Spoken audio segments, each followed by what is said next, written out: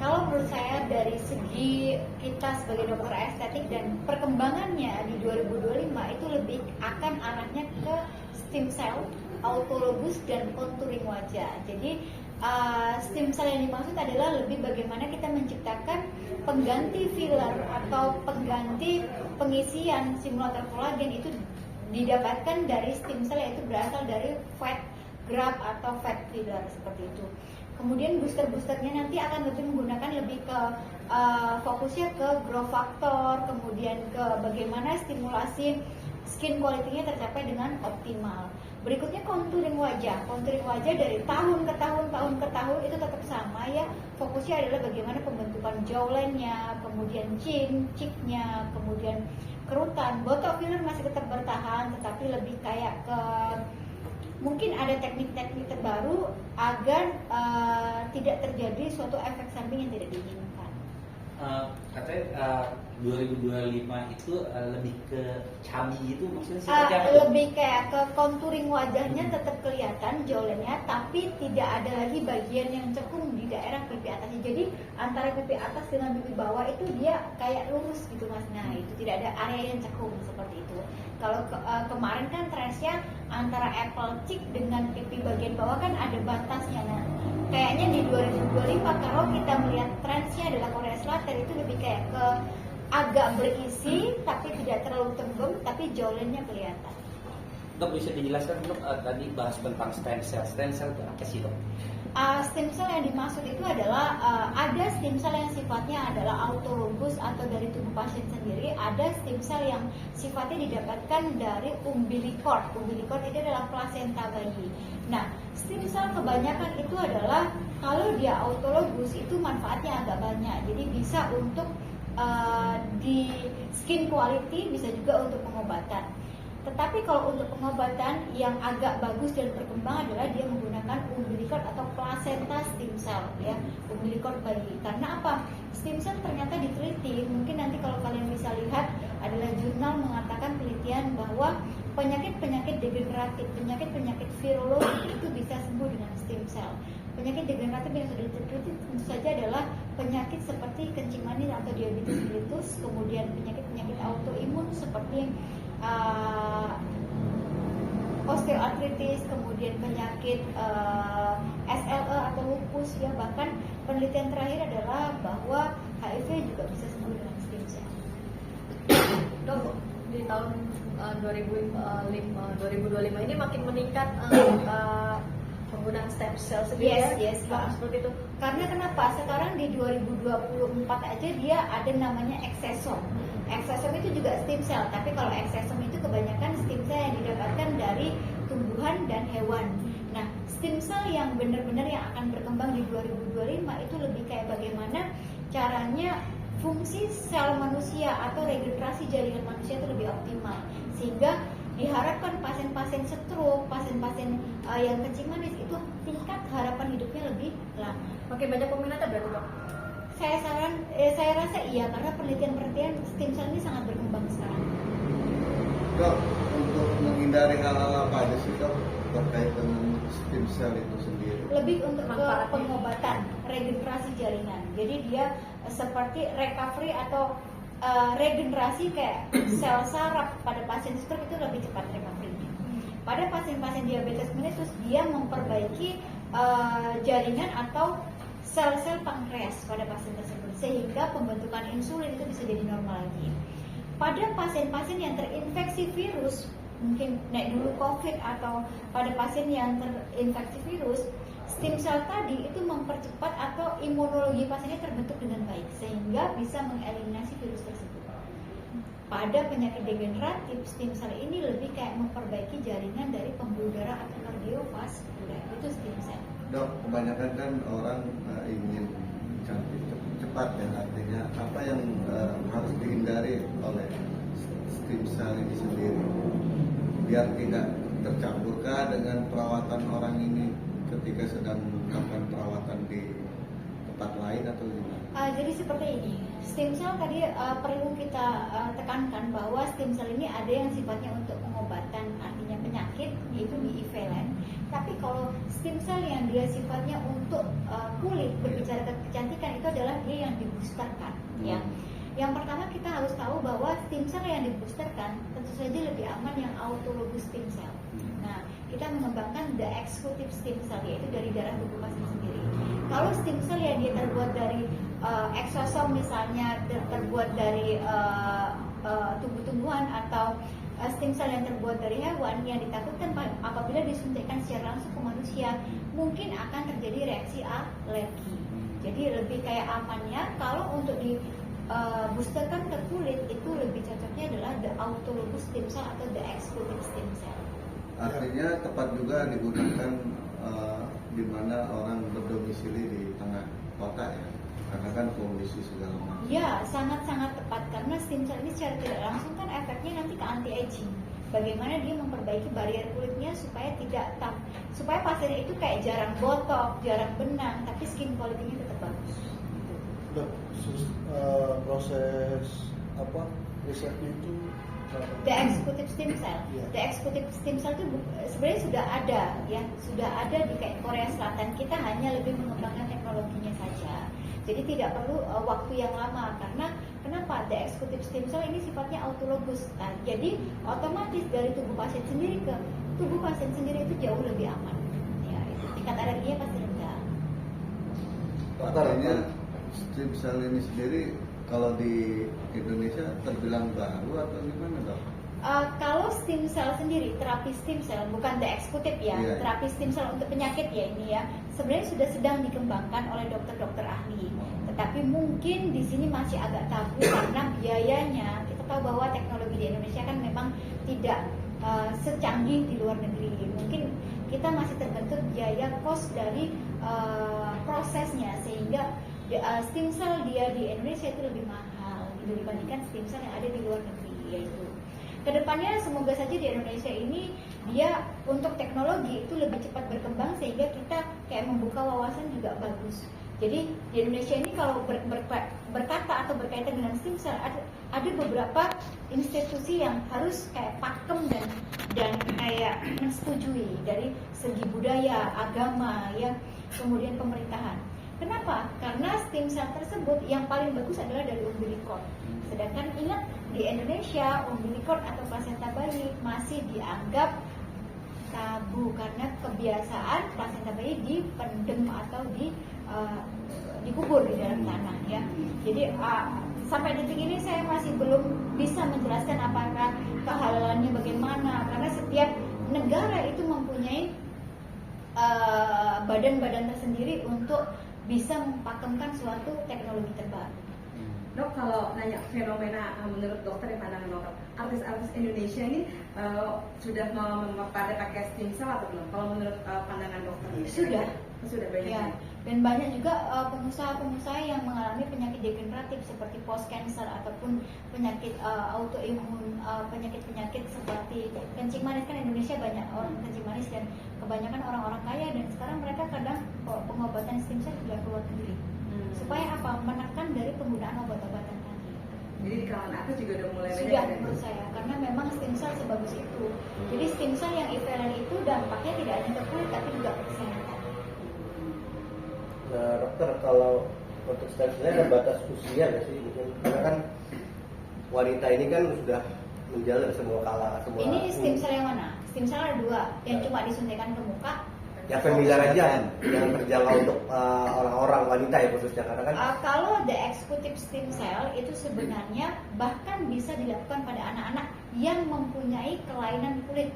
Misalnya gini, the executive stem cell adalah suatu stem cell yang sifatnya autologous dari tubuh pasien kembali ke tubuh pasien.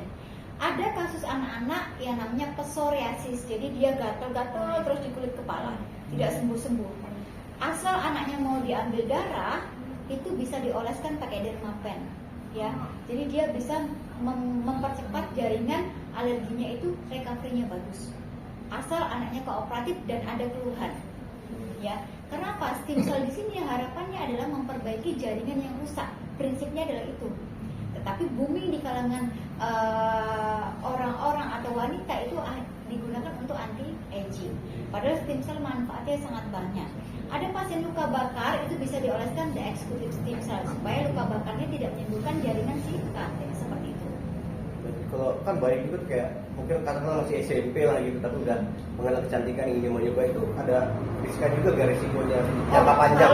Kalau untuk kecantikan ya artinya pasiennya SD atau SMP harus itu tidak mas, tidak saya izinkan ya. Karena kalau untuk kayak SMP atau misalnya SMA kelas 1 lah ya, itu paling pun mentok hanya perawatan biasa, perawatan standar. Paling pun boleh menyuntik, hanya menyuntik kayak jerawat kayak gitu, karena memang belum fasenya. Dan anak-anak usia mereka itu regenerasi jaringannya masih bagus. The executive stem cell hanya boleh dilakukan ibaratnya sesuai indikasi jika memang ada kelainan kulit menurut saya untuk anak-anak ya, garis bawah untuk anak-anak.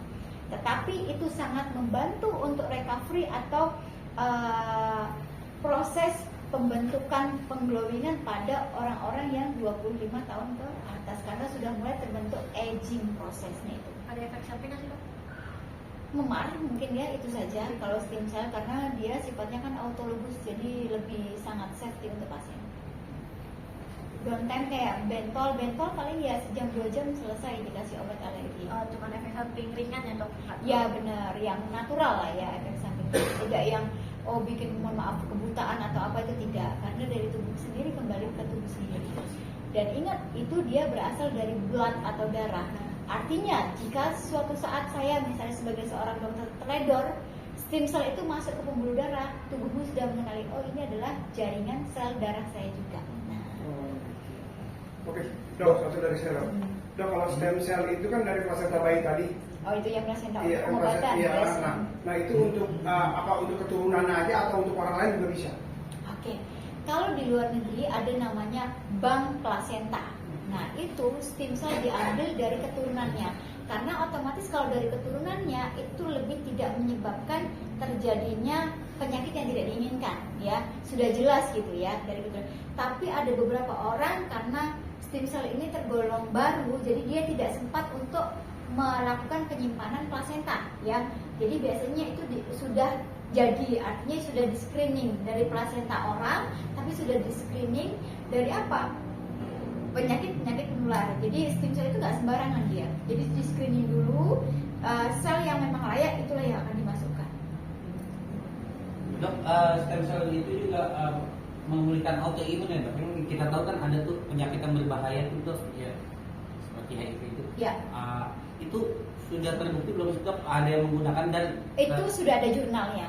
Jadi stem cell ini kalau kalian melihat di jurnal atau pada saat kalian membaca stem cell for HIV itu akan muncul jurnal ya, bahwa stem cell ini efeknya untuk virus HIV itu kan disebabkan karena virus ya. Stem cell ini dia dampaknya adalah meningkatkan sistem immunity pada orang tersebut sehingga bisa mengeliminasi pasien tersebut dari virus HIV. Dan itu sudah ada jurnalnya bahwa kemarin diteliti pasien tersebut tidak lagi menggunakan antivirus untuk HIV tetapi dia lebih ke stem cell dan hasil risetnya sangat bagus dia. Dok, harga stem cell itu berapa sih dok? Kan kemarin sempat ambil kalau 15 juta murah, kalau ada artis kan sampai mengakui stem cell sampai 200 kemarin yang ya, masih ramai. Jadi stem cell itu dia berhubungan kalau kebanyakan kalau kalian baca di Google atau literatur, stem cell itu berkisaran antara Rp1.000 sampai Rp2.000 per sel. Per sel. Ya, sedangkan tubuh manusia itu ada dia yang sampai jutaan sel bawah, bahkan dia sampai 3 juta, 100.000 sel, 100 juta sel, tinggal mengalikan gitu. Nah, Tapi kayak si artis itu ngomongnya sampai pernah stem cell sampai bayar 200 itu bisa memungkinkan dari 200 karena juta mungkin itu. yang dimasukkan mungkin berapa juta sel di dalam tubuh dia. Apalagi kalau untuk penyakit-penyakit yang sudah kronis seperti stroke misalnya, itu pasti membutuhkan stem cell yang jumlahnya juga lebih banyak. Tetapi ingat, terapi stem cell ini harus dengan pengawasan yang jelas ya. Kenapa? Karena stem cell yang terlalu berlebihan juga tidak bagus untuk malah mengaktifkan sel atau tumor marker. Jadi yang bagus berapa kali dilakukan? Sesuai indikasi. Sesuai indikasi. Iya. Kalau misalnya kalau untuk kecantikan aja, Ya maybe ya mungkin 2 tahun. 2 tahun sekali gitu. Ya 5.000, tergantung umur sih Kak ya. Tergantung mungkin 500.000 sel sampai ya mungkin berapa juta sel gitu. Ya tergantung finansial juga. Nah, gitu. Dok, satu saya dok, bahaya nggak sih dok sekarang nih orang jadi berpikir plasenta bayi itu bisa diperjualbelikan, takutnya nantinya seperti itu atau seperti gimana? Plasenta bayi kan itu kan bisa dibuat stem cell, jadi orang nanti berpikirannya, wah ini dijual beli aja nih, seperti apa dok? Bisa kemungkinan seperti itu ya, tetapi kan saya tadi bilang bahwa ini akan menjadi suatu stem cell ini akan didiskusikan, harus didiskusikan di berbagai lembaga agama, pemerintah, dan secara lembaga medis. Bagaimana manfaatnya? Karena stem cell meskipun misalnya nih kita punya plasenta bayi, itu dijual nggak mungkin juga mas. Ini harus di screening dulu. Apakah ada virus HIV-nya, apakah ada virus hepatitisnya, nggak bisa asal dia. Jadi stem cell ini kompleks dia, nggak bisa langsung mentang-mentang ada umbilikum itu langsung dia nggak bisa dia. Jadi memang ada pemeriksaan dia. Makanya harapan saya stem cell ini berkembang, tapi digunakan untuk melakukan riset atau pengobatan bagi penyakit-penyakit degeneratif dan metabolisme yang ada di Indonesia. Kita tahu bahwa kencing manis itu angkanya sangat tinggi, jantung angkanya sangat tinggi, dan cancer pun sekarang angkanya sangat tinggi, dan HIV pun di Indonesia juga angkanya sangat tinggi. Bagaimana ini menjadi sesuatu hal yang dimana suatu saat stem cell ini bisa dipertimbangkan kelayakannya secara agama, secara medis, dan pemerintah memfasilitasi itu sehingga ini berdampak luas dan bisa menyehatkan masyarakat Indonesia. Berarti stem cell itu jenis treatment yang paling direkomendasikan, benar ya? Yes. Seperti itu. Karena stem cell ini dia bisa regenerasinya jadi apa? Kalau kalian membaca literaturnya bahwa stem cell ini ibaratnya sel magic tapi bisa juga menjadi sel berbahaya. Artinya gini, sebelum pasien itu melakukan stem cell, seyogyanya itu dia sudah harus melakukan pemeriksaan tumor marker. Apakah di dalam tubuhnya ada potensi terjadi perkembangbiakan atau sel tumor atau tidak? Kalau tidak, ya is okay, tidak ada masalah. Stem cell bisa dimanipulatif atau ada abal-abalnya gitu, mungkin jenisnya gitu. Kan ada aja yang nakal ya mungkin. stem cell palsu gitu. Palsu lah gitu. Lebih mungkin bukan abal-abal tapi lebih kayak penamaan ya mas ya, maksudnya ini memang stem cell tapi bukan dari manusia gitu, tapi namanya juga stem cell. Tapi misalnya stem cell dari plant atau misalnya stem cell rose ya, atau stem cell apple, tapi kan tidak untuk manusia. Tapi kalau dia dok mohon maaf diminum atau di apa, mungkin yang dimaksud tidak hanya murni stem cell tapi mungkin ada vitamin C-nya di situ, makanya berdampak mencerahkan kulit kan gitu. Dok, tapi kenapa kan tadi dokter bilang artis Indonesia sudah banyak yang melakukan stem cell sebenarnya. Tapi kenapa mereka tidak terlalu terbuka seperti mereka oplas? Kalau oplas kan mereka terbuka. Kenapa stem cell mereka belum banyak yang mengakui mereka melakukan stem cell itu kenapa tuh? Karena stem cell tidak bisa langsung dirasakan nggak? Oh gitu. Iya, dia akan dirasakan itu kayak rasanya itu bukan maaf kamu di stem cell terus menjadi cantik, beda. Kalau oplas, kamu misalnya di oplas itu langsung kelihatan. Nah, langsung kelihatan. Oh, hidungnya mancung. Stem cell tidak seperti itu. Stem cell itu lebih dirasakan, kualitas tidurnya bagus, nggak gampang sakit, ya lama-kelamaan skin quality-nya bagus. Yang tadinya infus whitening dia kok agak lama masuk, sekarang kok lebih cepat putih, itu stem cell. Berarti halal dok ya, benar gitu? Kategorinya halal, maksudnya nggak Saya tidak mau diizinkan lah mungkin dari saya tidak mau mendahului MUI karena ingat stem cell ini tadi harus sesuai dengan kesepakatan. Di setiap negara itu dia berbeda-beda. Ya. Kalau di luar negeri itu sudah FDA approved, artinya dibolehkan. Kalau di negara Indonesia kita masih, tadi saya bilang, plasenta bayi kebiasaan di Indonesia dipendem, artinya dianggap barang menjijikan. Apakah itu bermanfaat atau maksudnya secara MUI itu dibolehkan atau tidak? Tapi kalau secara kesehatan kita melihat manfaat dari kesehatannya, selama stem cell ini berdampak besar bagi dunia kesehatan, kenapa tidak dipikirkan? Nah, karena dampaknya adalah menyelamatkan atau memberikan efek meningkatkan kualitas harapan hidup orang banyak. Dokter udah pakai stem cell? Yes. Pantesan lihat auranya. Oh iya, masya ya.